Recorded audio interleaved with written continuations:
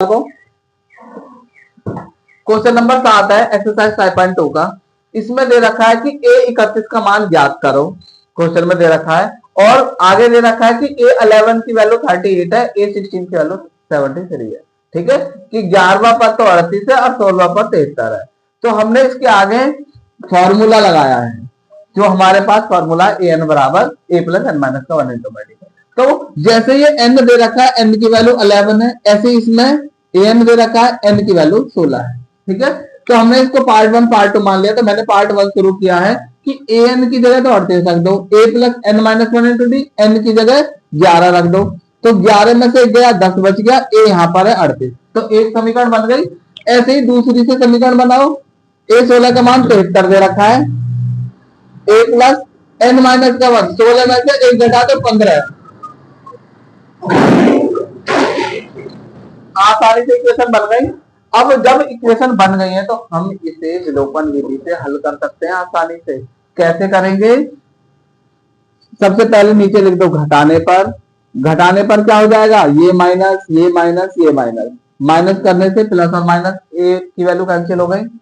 10 में से 15 घटाना तो माइनस का बचेगा 5d, यहाँ इक्वल है। 38 में से 73 को माइनस करो, माइनस 10 3 13 में से 8 के 5, यहाँ बचे 6 3 3 35, माइनस का 5 बटे में आ जाएगा। माइनस से माइनस और 5 सत्ते 35, 7 बार कट गया।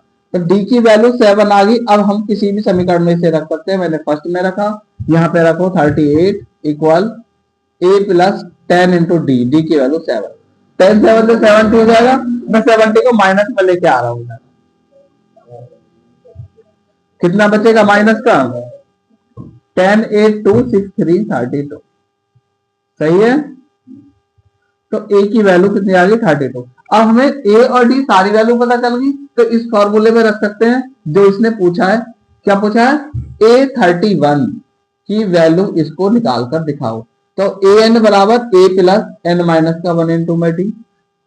A31 हमें फाइंड करनी है, यानी कि n की जगह हम रख सकते हैं। a की वैल्यू कितनी आई थी? 32 माइनस का, प्लस n की वैल्यू यही रखनी है 31 माइनस 1 इंटू में डी, डी की वैल्यू कितनी है? 7। A31 हमें निकालना है, माइनस का 32 ये गिवन है, और प्लस कितना बचा? 30 की 7 में मल्टीप्लाई कर दो, 7 के 1 के 210 हो जाएंगे। 210 में से माइनस के 32 को घटा दो, तो 10 2 8 बचा। यहाँ पे 10 में से 3 7 1, 178, यानी